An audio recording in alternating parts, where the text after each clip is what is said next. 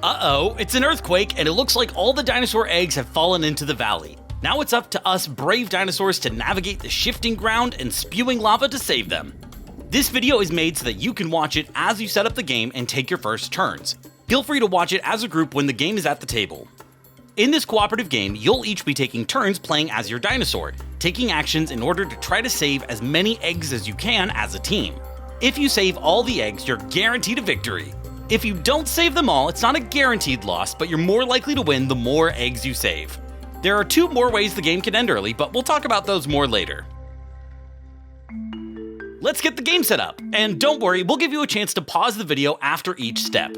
First, let's get the dangerous valley assembled. Put the 3 pieces of the home tile together and, underneath, randomly place pairs of valley tiles. Once the valley is all together, place eggs on each of the marked spaces on each valley tile.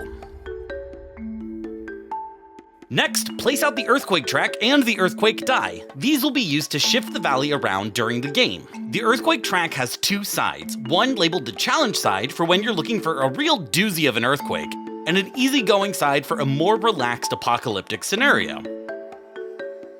Go ahead and take all the turn tokens and place them into the draw bag and give it a good shake. As you do, take note that some of the tiles are pointy and some are rounded. That'll be important in just a second. Let's get everyone set up with their dinosaurs. Each player takes a dinosaur pawn and their matching dino cards. In a 2-player game, you'll play as 2 dinosaurs at once. Then, you'll want to place the Superfruit card where everyone can see it. During the game, you'll be finding Superfruit in the valley, which will let you perform special actions to make saving the eggs so much easier.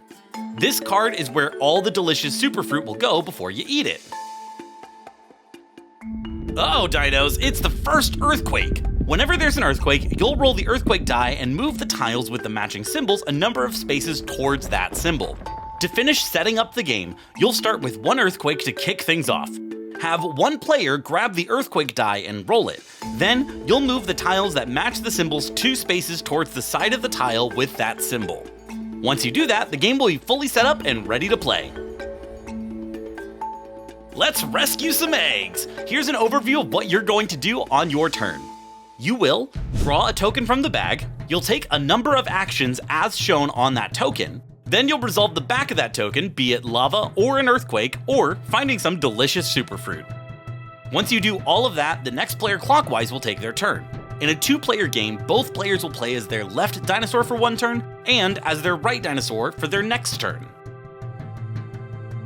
We'll need a brave dinosaur to go first. You can choose a player at random, or shuffle the dino cards and have the topmost dinosaur start.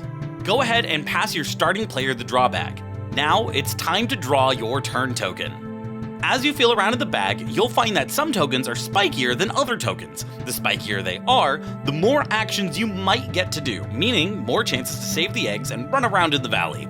However, the spikier tokens also have a greater chance of causing an earthquake or lava, so you'll need to weigh your options carefully.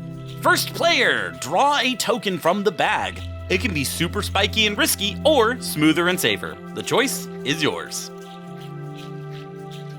Once you've gotten your token, you'll notice it's 2 sides. Feel free to look at both of them, but the side you need right now is the side with a dinosaur footprint and a number. The number shown on your turn token tells you how many actions you can take, of which there are 3. Let's start with the easiest one, move.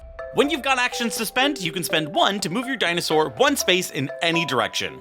You'll notice that the top space is really big. It's connected to all the spaces below it, so moving from one to the other is the same as moving onto 1 big space.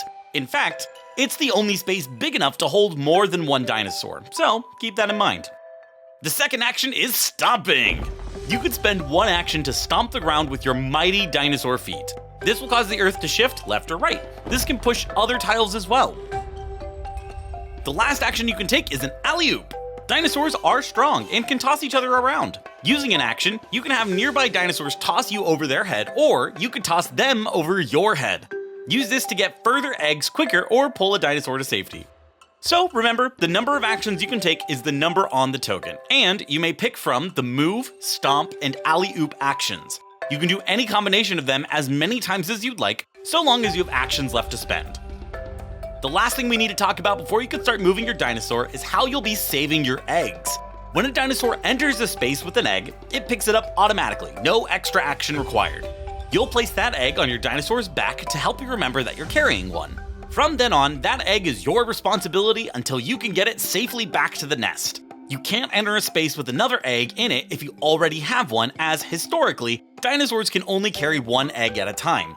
First player, go ahead and take your first turn. As a reminder, all the actions you can take are on screen. Well done! Your dinosaurs are one step closer to saving the herd. Now, about the other side of the tile.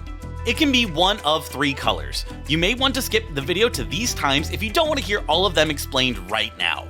If it's black, then uh-oh, it's an earthquake! The earth is going to rumble and shift, possibly beneath your very feet. Go ahead and grab the earthquake die and look at the earthquake track. You're going to roll the die, and then move the valley tiles with the matching symbols a number of spaces as shown on the first revealed number of the earthquake track. For the first earthquake caused by a turn token, you'll start with an intensity of 1. You'll need to be careful as your rescue mission proceeds, as earthquakes may cause tiles to shift so far that they're gone forever. If a valley tile would move so far that it's not even diagonally connected to any valley tiles that are connected to the top home tile, it and every valley tile that's connected to it is removed from the game, including all the eggs on it. If that wasn't bad enough, if a dinosaur is on a valley tile that gets removed, the game ends immediately. If you've got an earthquake token, roll, check the track, and shift the tiles now. Once you're done, you'll take your turn token and cover up that space on the earthquake track. If you did, it's the next player's turn. If it's red, then uh-oh, it's lava. Just like real life, you can't walk on lava, and your dinosaurs are no different. After you take your actions, if you found a red lava tile, you'll need to choose a place for the lava to burst from the ground. The player who drew the lava token will pick one space right next to their dinosaur. It can't be another dinosaur or on the top nest space. You can place it on a space with an egg, but then that egg is lost forever. Once the lava is there, you might have a chance to move it later in the game, so don't worry too much about where the first one goes. Watch out though, if there's so much lava that you don't have anywhere to put the lava tile you drew after taking all your actions, the dinosaur is lost to the lava and the game ends immediately. If you have a lava token, go ahead and place it now. If you did, it's the next player's turn. If it's green, you're in luck. That's Superfruit, the most delicious fruit in existence. So delicious, it gives your dinosaur superpowers. Superfruit comes in 1 and 2 fruit varieties. On your turn, you can eat as much Superfruit as you've got room in your stomach for to activate Superfruit powers. Even better, you can do it whenever you'd like on your turn. Eat 1 Superfruit and you can slide any single lava token on any valley tile 1 space in any direction. Great for keeping paths open. Eat 2 Superfruits and you can activate your mighty stomping power. You can use this to shift any valley tile 1 space. Great for keeping a pal from drifting away across the valley. And finally, the ultimate Superfruit ability, the Quake Cast Power. If you eat 3 Superfruit right before an earthquake, you can choose what symbol the quake will hit, though it will have to be a symbol that's still in play. If all that sounded great, but you're not in a position to use your dino powers yet, or your stomach is already full, you can instead store the fruit for anyone to use on a later turn. Just place it on the Superfruit card as a reminder. So, if you have some Superfruit, you can eat it now to activate a power, or you can save it for later. Once you've made your decision, it's the next player's turn. That's all the rules you need to know to go and save your eggs. Have everyone continue taking turns, taking the actions and resolving the tokens as shown on the screen, just like we talked about. Feel free to pause the video and come back once the game is ended to determine the fate of your dinosaur herd. And that's the end of the game! Perhaps it was a shifting valley tile that did you in, or perhaps you got stuck in some lava, or maybe the last of the eggs rolled away. Regardless of how the game went, congratulations on making it this far. Now, it's time to see if your herd will survive. On the back of the rulebook and on screen now, you'll see this guide for determining your success. Depending on how many eggs you rescued, you'll get a chance to roll the die 1 or 2 times, trying to roll one of the symbols shown to the right.